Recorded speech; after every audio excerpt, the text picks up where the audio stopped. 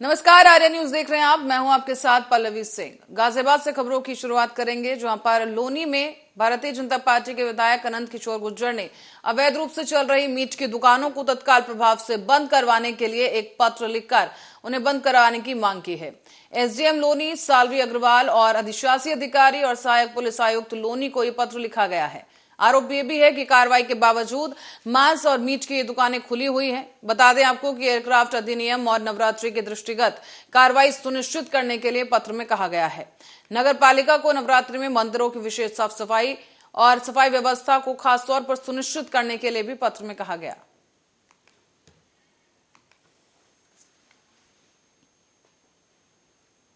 बुलंदशहर में तेज रफ्तार ट्रैक्टर ने कुछ बाइक सवारों को टक्कर मार दी है। इस हादसे में एक बाइक सवार शख्स की मौत हो गई।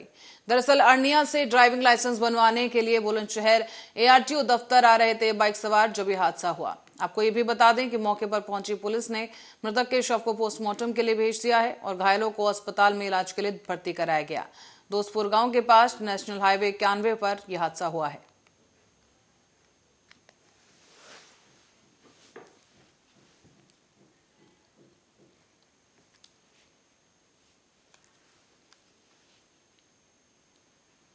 और गाजियाबाद के डासना के शिव शक्ति धाम मंदिर में एक एनआरआई महिला के द्वारा 19 तोले का सोने का मुकुट भगवान शिव को अर्पित किया गया है। मिली जानकारी के अनुसार ये महिला विदेशी है और महिला के द्वारा 1 साल पहले अपना धर्म छोड़कर सनातन धर्म अपनाया गया था। महिला यूएसए की रहने वाली बताई गई है और पेशे से वो एक डॉक्टर है। जानकारी के अनुसार महिला ने एक मनोकामना भगवान शिव से मांगी थी और मनोकामना पूरी होने पर इस महिला ने 19 तोले का सोने का एक मुकुट और श्रृंगार का कुछ सामान भगवान शिव को अर्पित किया है। महिला मूल रूप से गुजरात की रहने वाली है और पेशे से एक डॉक्टर है।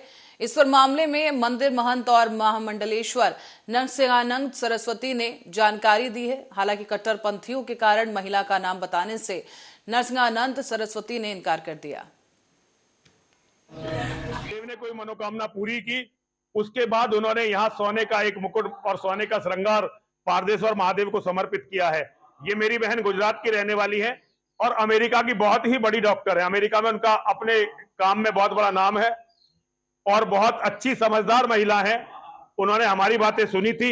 हमारी बातें सुनने के बाद उन्होंने किताबों का अध्ययन करके ये पाया कि हम जो बोलते हैं बिल्कुल सत्य बोलते हैं। और उन्होंने जब हमारे धर्म ग्रंथों का, सनातन के धर्म ग्रंथों का अध्ययन किया तो उनकी आस्था महादेव में और मां में जागी और उन्होंने मां और महादेव की पूजा प्रार्थना आरंभ की। और कल उन्होंने एक 19 तोले का मुकुट और श्रृंगार देवादिदेव भगवान महादेव शिव के पारदेश्वर रूप को यहाँ पर समर्पित किया। देव ने कोई मनोकामना पूरी की, उसके बाद उन्होंने यहाँ सोने का एक मुकुट और सोने का श्रृंगार पारदेश्वर महादेव को समर्पित किया है। ये मेरी बहन गुजरात की रहने वाली है और अमेरिका की बहुत ही बड़ी डॉक्टर है। अमेरिका में उनका अपने काम में बहुत बड़ा नाम है और बहुत। और अशोकनगर जिले के मुंगावली के बीजेपी नेता याजवेंद्र सिंह यादव ने कांग्रेस पार्टी का दामन थाम लिया है। आपको बता दें कि भोपाल में मध्य प्रदेश कांग्रेस कार्यालय में सैकड़ों कार्यकर्ताओं के साथ कांग्रेस पार्टी में वो शामिल हुए हैं। पीसीसी चीफ कमलनाथ के नेतृत्व में आस्था जताकर वो कांग्रेस में शामिल हो गए। इस बीच मुंगावली से 3 बार विधायक और सिंधिया को चुनौती देने वाले स्वर्गीय देशराज सिंह यादव के बेटे यादवेंद्र सिंह कांग्रेस में शामिल होना एक बड़ी बात कांग्रेस के लिए माना जा रहा है। साथ ही इनके शामिल होने के पीछे भारतीय जनता पार्टी सांसद केपी यादव का हाथ बताया जा रहा है। साथ ही आपको ये बता दें कि पूर्व केंद्रीय मंत्री अरुण यादव की बड़ी जीत और सिंधिया को इस खबर से झटका लगा है।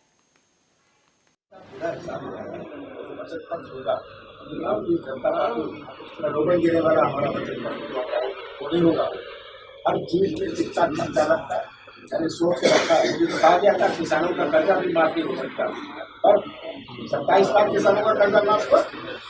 अब कैसे मुझे तो अधिकारी कहते थे कभी नहीं हो सकता, कभी तक जो नहीं हो सकता आंदोलन रखने का मैं करूँगा और ये किया। आज जहाँ मैं जाता हूँ, मैं पूछता हूँ कर्जा माफ हुआ, मैं जानता हूँ लेकिन जीवन में कितना कर्जा माफ हुआ, लेकिन ब्लॉक में कितना कर्जा माफ हुआ, ये कष्ट पूछता। तो ये पहला किस्सा, दूसरा किस्सा चालू था जब हमारी सरकार नहीं थी। आज 16 में इसकी भूलिया किसी का नीमच और मंच की जब अभी तो कैसे मुआवजा मिला था। अब ये कह रहे मुआवजा मिलेगा, ये मुंह चलाने की बात है। जब उनके पास पहुंच जाए, कितों के पास पहुंचेगा, आपने 10% से मुआवजा दे दिया, ये बोला जो अतिवृष्टि से क्षति हुई, जो नुकसान हुआ किसानों का, उनके बारे में कुछ नहीं कह। और खबर अब सीतापुर से है, जहां पर प्रेम प्रसंग के चलते युवक की गोली मारकर हत्या कर दी गई। इस हत्या से इलाके में हड़कंप का माहौल है। आपको ये बताते चलें कि पूरा मामला सीतापुर जनपद के थाना कमलापुर क्षेत्र का है। यहां पर प्रेम प्रसंग के चलते 28 साल के एक युवक को 2 गोलियां मारी गई हैं, जिससे उसकी मौत हो गई। वहीं परिजनों ने जब सुबह मृतक गोविंद को ढूंढने की कोशिश की तो गांव के बाहर उसका शव देखकर सनसनी फैल गई। सूचना पर एसपी समेत कई थानों की पुलिस भी मौजूद है। छानबीन के साथ ही शव को कब्जे में लेते हुए पोस्टमार्टम के लिए भेज दिया गया है। फिलहाल परिजनों ने बताया है कि वो एक लड़का जो कि मृतक की पत्नी से अवैध उसका संबंध था और उसी के द्वारा उसे गोली मारी गई है। आज प्रातः लगभग 8:15 बजे एक फोन कॉल थाना कमलापुर रिसीव हुई, जिसमें बताया गया ग्राम सरवरपुर में एक 28 साल के व्यक्ति की डेड बॉडी पड़ी हुई है। मौके पर हमारे एसएचओ क्षेत्राधिकारी मैं स्वयं हमारे एसपी महोदय गए थे। जानकारी हुई कि उसी गांव का एक लड़का है जो गोविंद पाल नाम का है, जिसकी लगभग 28 साल, वो मैरिड है, उसके 2 बच्चे भी छोटे छोटे हैं। उसकी डेड बॉडी वहां पड़ी हुई है और उसके बदन में पीछे से गोली लगने के घाव हैं।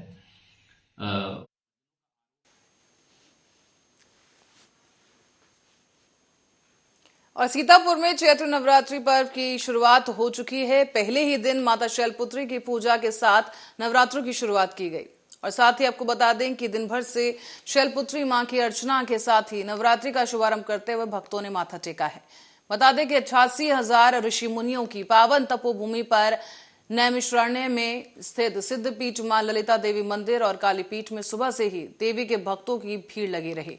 इस बीच भक्त दुर्गा सप्तशती का पाठ करते भी नजर आए और विधि विधान के साथ देवी मां की पूजा अर्चना की गई। कस्बा मिश्रित के सीताकुंड तीर्थ पर स्थित गौरी देवी मंदिर में भी भक्तों का तांता लगा रहा। तहसील चौराहे पर स्थित मां सरस्वती मंदिर के साथ साथ ग्रामीणों ने क्षेत्र में पहुंचकर मंदिरों में सुबह से ही मां के दर्शन के लिए कतारें लगाना शुरू कर दिया और धीरे धीरे देवी के दर्शन करते हुए मंदिर में चौखट पर माथा टेका है। देखिए, माता जी के दरबार में आने के लिए माता जी परीक्षा लेती हैं, तो ये हमारी श्रद्धा की, भक्ति की परीक्षा होती है कि बाधाएं माता जी लाती हैं। उसके बावजूद भी आप देख रहे हैं काफी यहाँ पर भक्त श्रद्धालु आए हुए हैं और नवरात्रि का पहला दिन है, भीड़ ऐसे ही बढ़ती जाएगी। और हमने ये देखा है कि जब भी हम कोई भी अच्छा काम करने चलते हैं तो शुरुआत में उसमें हमें काफी कष्ट और बाधाओं का सामना करना पड़ता है, लेकिन अगर हमारा दृढ़ निश्चय है तो हम किसी ना किसी बहाने पहुंच ही जाते हैं। मैं, आप विश्वास नहीं करेंगे, 19 तारीख को मैं अमेरिका में था, लेकिन और मुझे छुट्टी नहीं मिल रही थी, लेकिन हमें नवरात्र व्रत, मतलब 3 साल से नवरात्र व्रत में मैं बाहर ही फंस जाता था, लेकिन हम इस बार, मेरा साइन ऑफ था अगले महीना 7 तारीख को और माता जी का चमत्कार ही है, साइन ऑफ हो गया 16 तारीख को। 19 को हम घर पहुंच गए और आज यहाँ माता जी के दरबार में आ गए। देखिए, माता जी के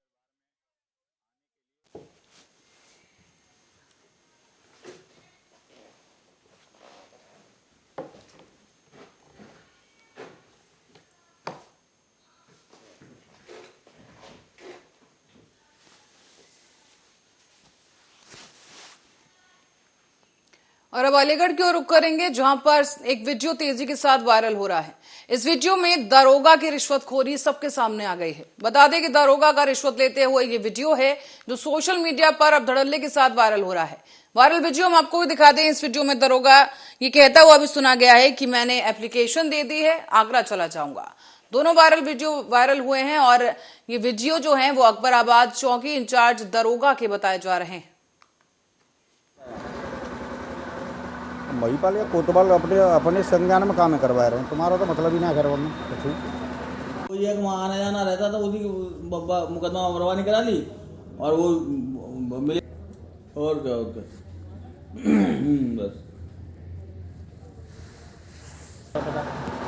तो तुम्हारा का मत जात थोड़ी हो तुम, या तुम्हारा कोई मतलब थोड़ी हो पैसा कहाँ पैसा गिनवे की फोटो को आएगी, पैसा गिनवे एक आध महीने में हो जाएगा। सही बात है।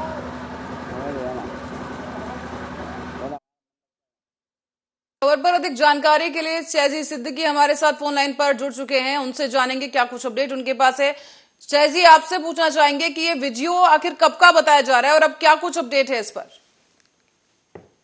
ये बता दो, ये पूरा मामला जो है अकराबाद कस्बा चौकी इंचार्ज का बताया जाए, जोगेंद्र सिंह का।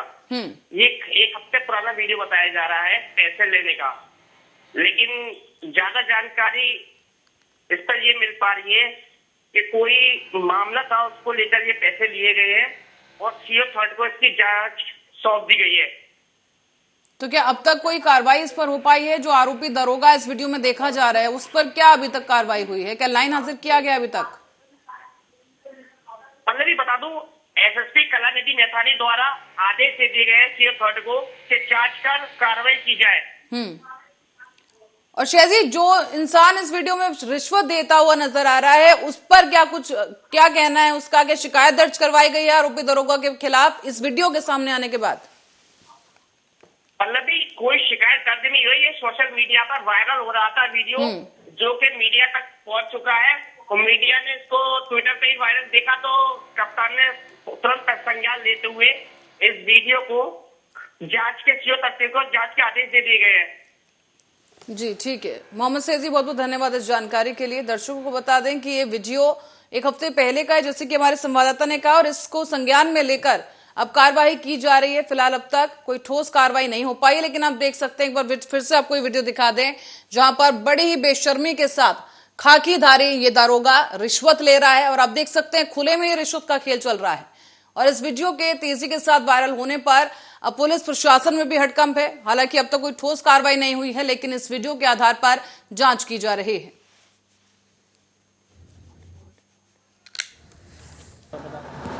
तो तुम्हारा का मत जात थोड़ी हो तुम, या तुम्हारा कोई मतलब थोड़ी है पैसा कहाँ पैसा गिनवे की फोटो को आएगी, पैसा गिनवे की 1 महीने में हो जाएगा। सही बात है, हमारा मन लगता है।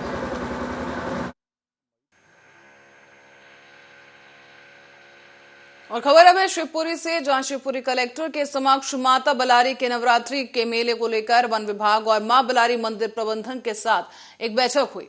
इसमें तय किया गया था कि मंदिर पर जाने वाले किसी भी दर्शनार्थी को रोका नहीं जाएगा, लेकिन वन विभाग अपनी जुबान से पलट गया है और आज नवरात्रि के पहले ही दिन वन विभाग के सभी दर्शनार्थियों को मां बलारी दर्शन करने से रोकना शुरू किया गया। इसके विरोध में मां बलारी के महंत मेन गेट पर धरना देने बैठ गए और सभी महाराज धरने पर बैठे हैं।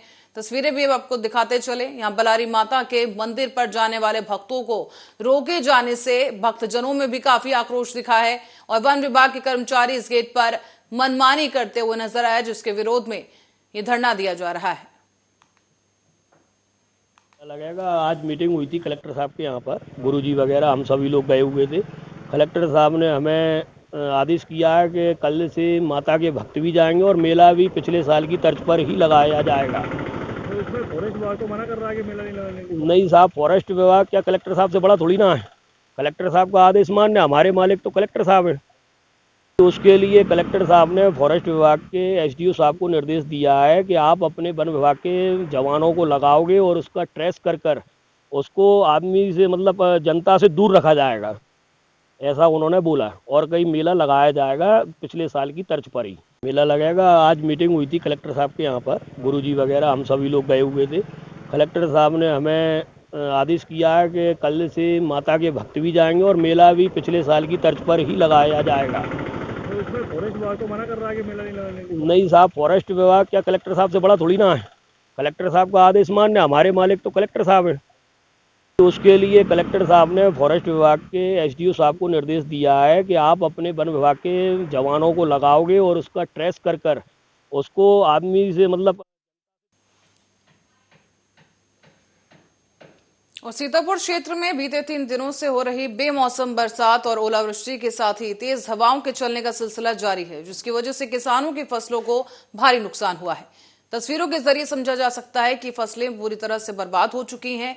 इस बदले हुए मौसम ने फसलों पर सबसे ज्यादा कहर ढाया है। वर्तमान समय में किसानों की खेतों में रबी, मसूर, लाही, सरसों, चना और ऐसी तमाम फसलें बोई हुई थी और लहन, तिलहन की फसलें भी यहाँ पर पकी हुई खड़ी हैं, लेकिन किसान अपनी फसलों की कटाई करने ही वाले थे कि मौसम बदल गया है। लेकिन इस बीच आपको ये बताते चले कि किसानों के ऊपर कहर टूट पड़ा है। मौसम की जो आपदा है किसानों के लिए बेहद ही ज्यादा विशाल आपदा है, क्योंकि किसानों की जो फसल है पूरी तरीके से बर्बाद हो चुकी है। जो है बेचारे जो गरीब लोग इतनी मेहनत करते थे उनकी लाही नष्ट हो गई और गेहूं भी काफ़ी ज़्यादा नुकसान हुआ है गरीबों का।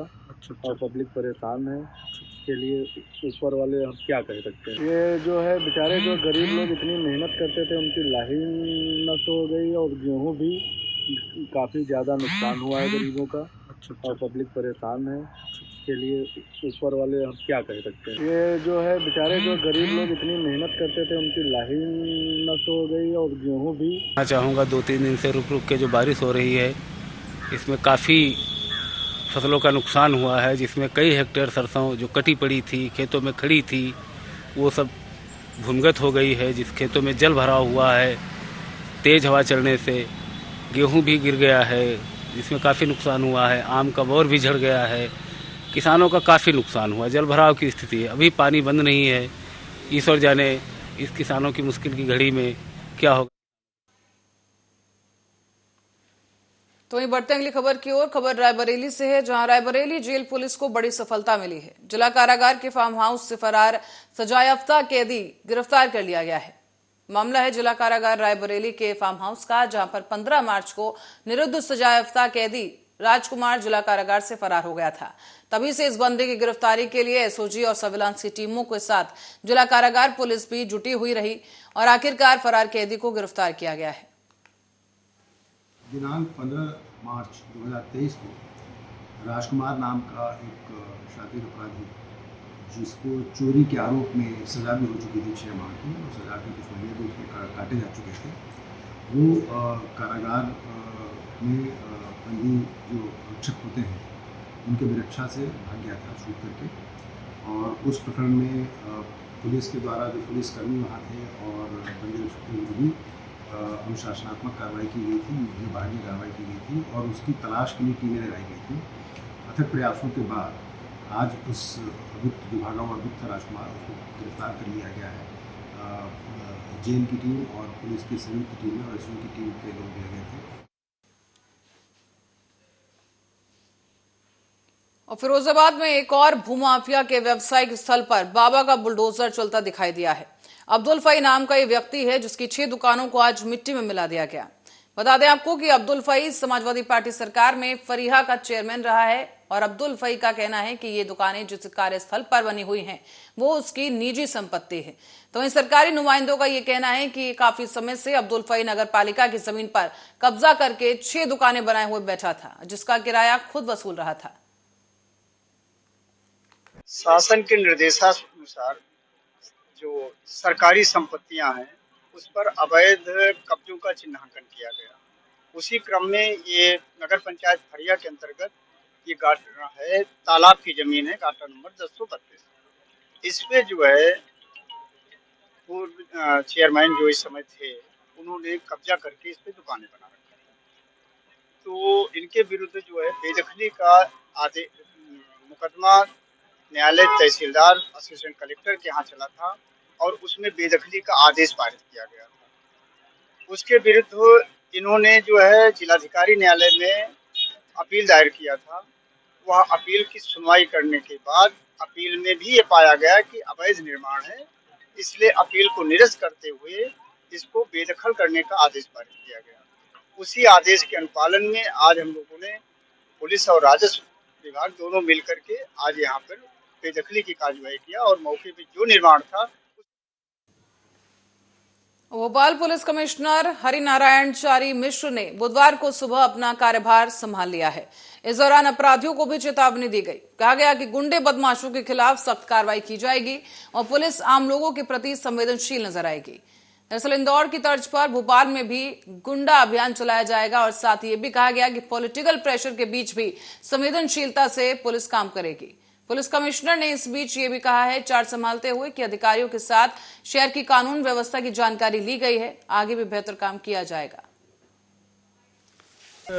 समाज का एक अभिन्न अंग है और बदलते हुए सामाजिक परिवर्तनों के अनुरूप पुलिस भी अपने को ढालते रहती है। हम जानते हैं कि हाल के दिनों में नई नई चुनौतियां आई हैं, उनके अनुरूप पुलिस अपने को ढालती रही है और ढालती रहेगी। लेकिन सामान्य तौर पर जो एक शासन की मंशा रहती है कि पुलिस अपराधियों के प्रति बेहद सख्त हो और आम व्यक्ति के प्रति संवेदनशील हो, पुलिस इस संवेदनशीलता के साथ लगातार काम करती रहेगी।